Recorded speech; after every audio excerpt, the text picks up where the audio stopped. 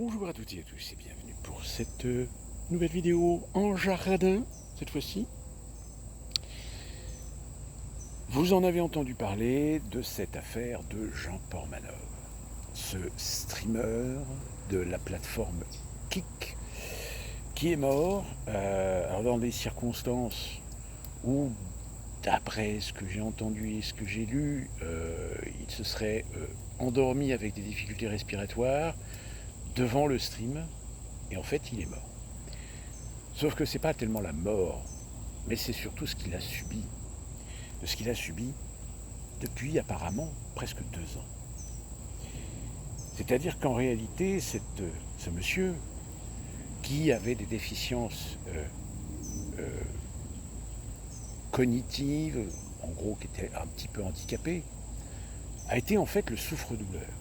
Le souffre-douleur d'un trio d'individus qui, j'ai envie de dire, sont à l'image de ce qu'aujourd'hui la société a produit. C'est-à-dire des individus qui ont parfois des complexes, qui ont parfois des frustrations, qui pour compenser ces frustrations ont nécessairement besoin de ridiculiser, de brimer, de blâmer, de trouver des boucs émissaires, et qui plus est, dans des sociétés numériques où nous savons pertinemment que nous sommes confrontés à du voyeurisme.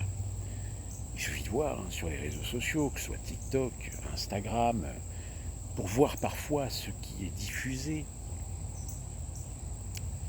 Eh bien, ça a fait les choux blancs, les choux gras, pardon, de ces streamers qui ont été jusqu'à provoquer des actes barbares, des actes de violence à l'encontre de cet individu. Alors de temps en temps, ils essayaient un petit peu de se faire un petit peu racheter une certaine morale, mais il n'empêche que oui, cette affaire, elle révèle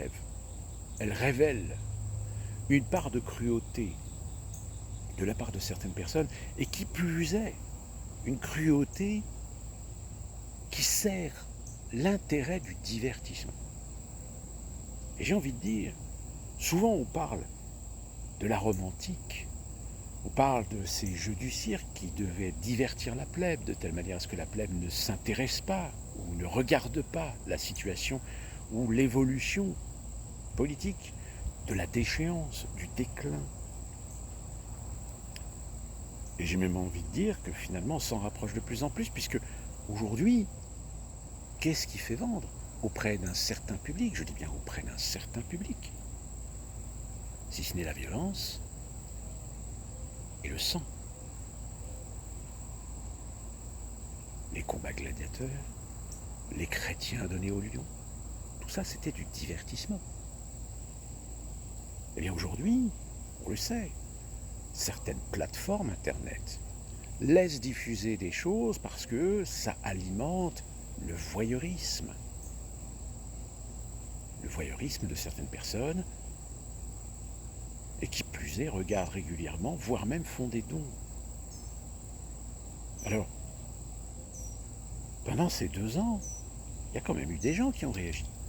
Il y a des gens qui ont réagi auprès de la plateforme Kik. Il y a même des gens qui ont dénoncé auprès de l'Arcom. Sauf qu'aujourd'hui, encore une fois de plus, l'Arcom, qui vient de nommer encore une personne, un copain, à un poste important,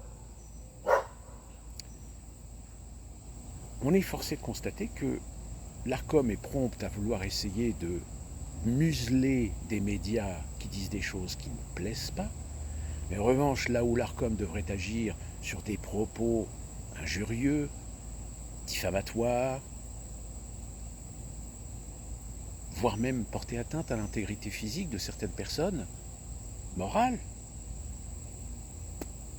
il ne se passe rien.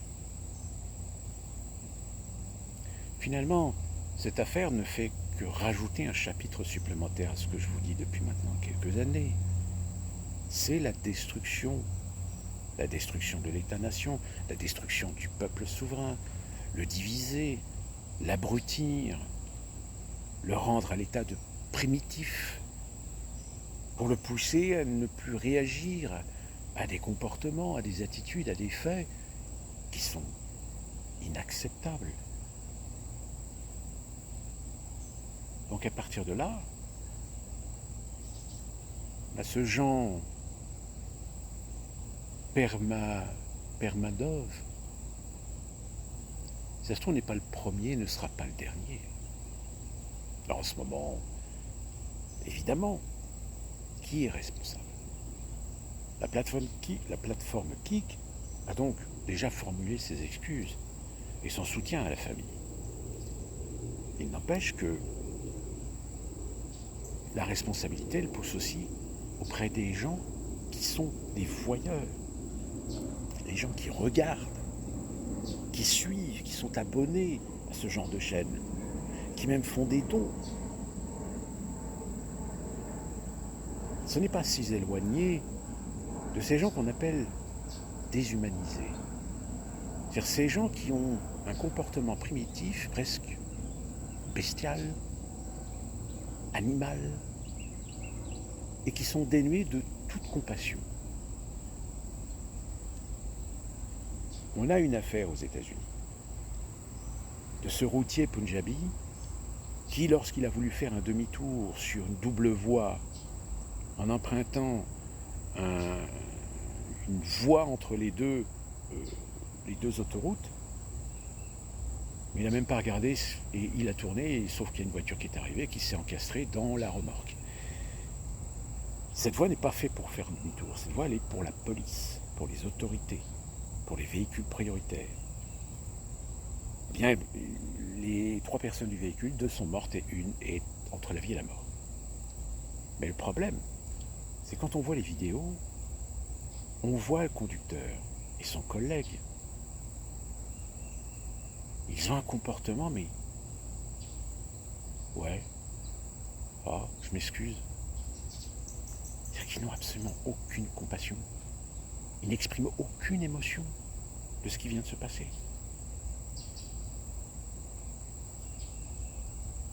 Alors évidemment, aux États-Unis, ça interroge. Ça interroge parce que ça accentue encore plus le problème qui concerne aujourd'hui le milieu des routiers. Je vous en ai parlé. Aujourd'hui, il y a énormément de pénurie de routiers. Donc on va chercher des routiers de l'étranger. Donc parmi les migrants qui viennent aux États-Unis, on réussit à débaucher des routiers sans s'assurer qu'ils soient véritablement conformes au respect des lois, des règles. Alors ils ont le permis, ils ont un permis américain pour circuler. Mais il faut croire que le permis de conduire, l'examen de permis de conduire aux États-Unis n'est peut-être pas suffisamment renforcé, surtout pour des personnes d'origine étrangère. Parce que oui, aux États-Unis, étant donné que la langue anglaise n'est qu'officielle que dans certains États, lorsque vous passez des examens ou lorsque vous voulez remplir des documents officiels, vous pouvez très bien exiger les documents dans votre langue. Donc, il y a des sessions qui sont faites pour faire passer des permis de conduire poids lourds à des étrangers qui sont organisés dans leur langue. Il n'y a pas d'obligation de parler l'anglais obligatoirement pour vivre aux États-Unis.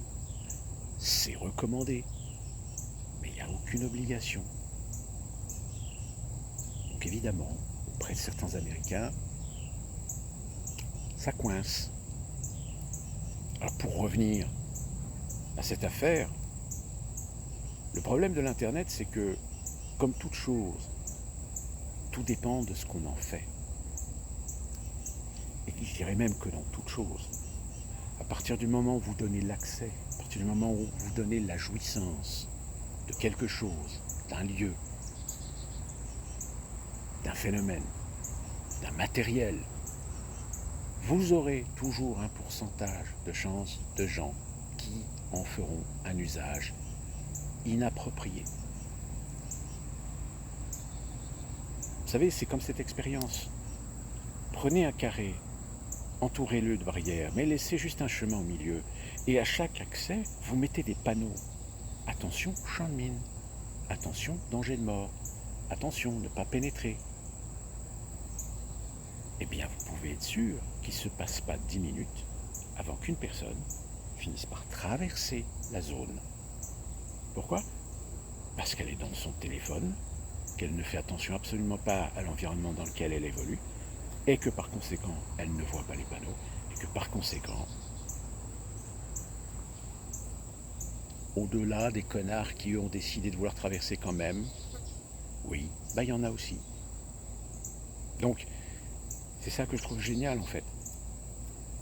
Jouer la diversité est une chose, mais la diversité, c'est pas simplement la diversité ethnique ou culturelle, c'est aussi la diversité de la connerie humaine.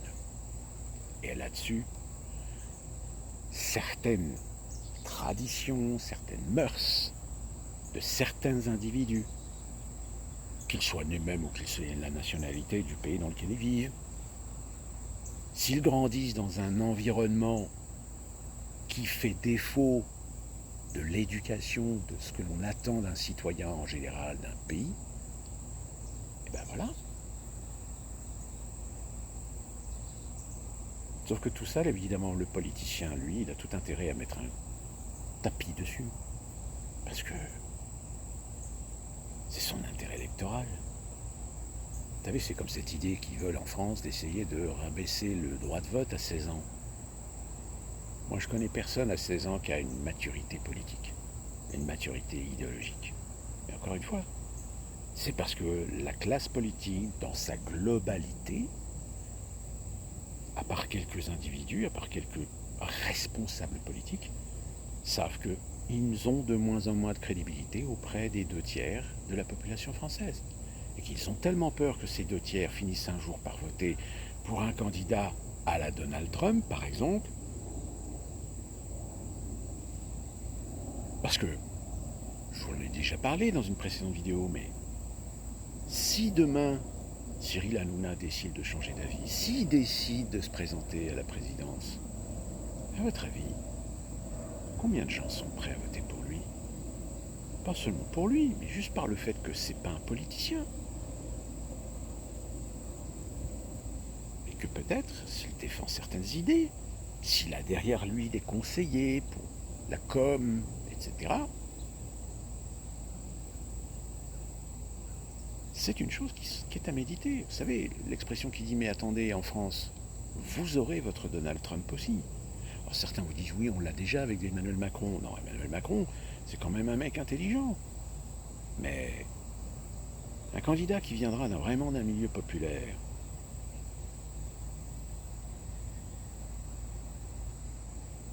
alors oui, c'est vrai pour l'instant, à part Cyril Hanouna, il n'y en a pas énormément. Mais quand même, Cyril Hanouna, il est médiatisé, il est connu. Beaucoup de gens l'apprécient pour ce qu'il est, pour ce qu'il fait. Bon, pas forcément tout ce qu'il fait.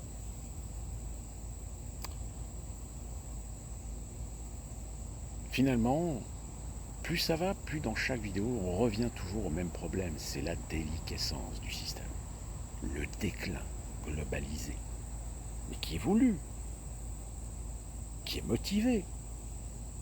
Parce qu'à force de mettre le bordel dans les sociétés, à force, les gens vont commencer à se taper sur la gueule les uns les autres, les gens vont commencer à s'entretuer.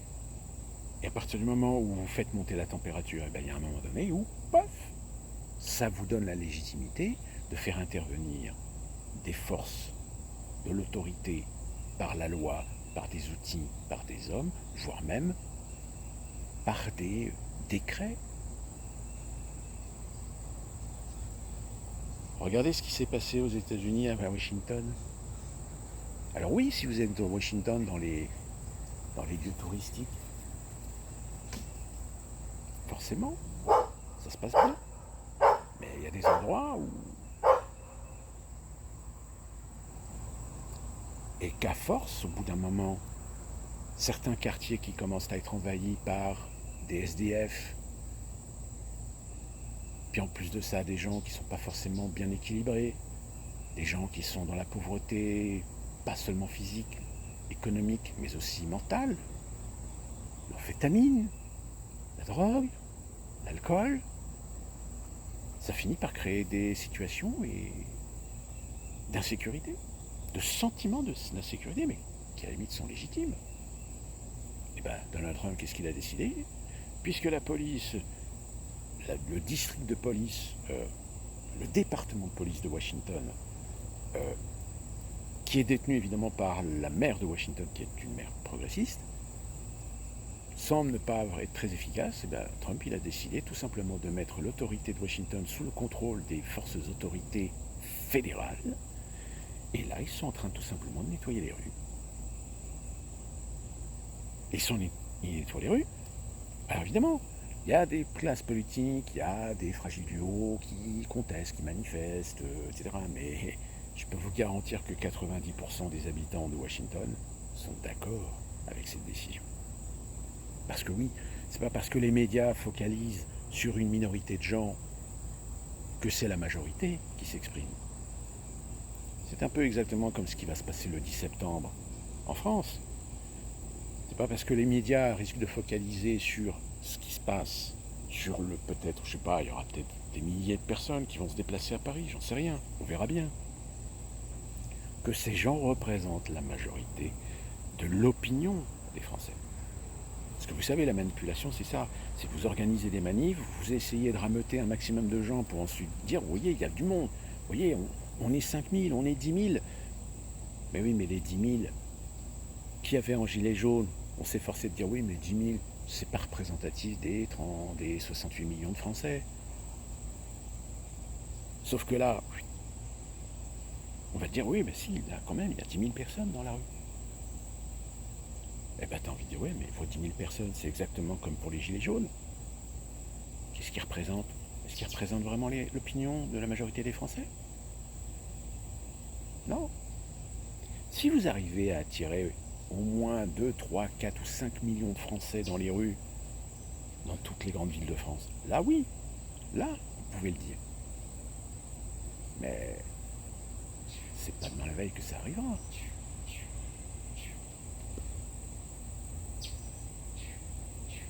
Donc pour finir,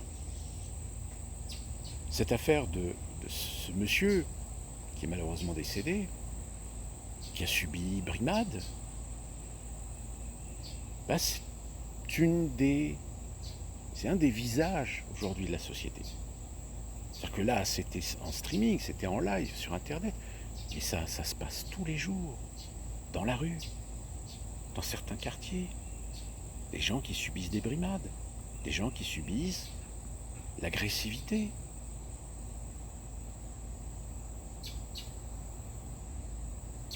Non, évidemment, actuellement, bah là, vous avez des récupérations politiques.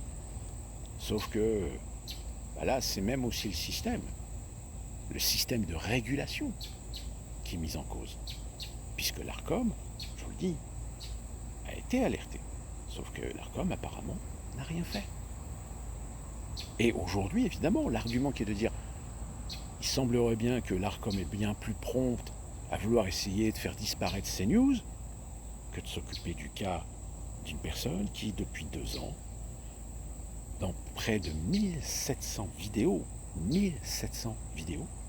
a subi brimade, torture, humiliation. Sauf que là,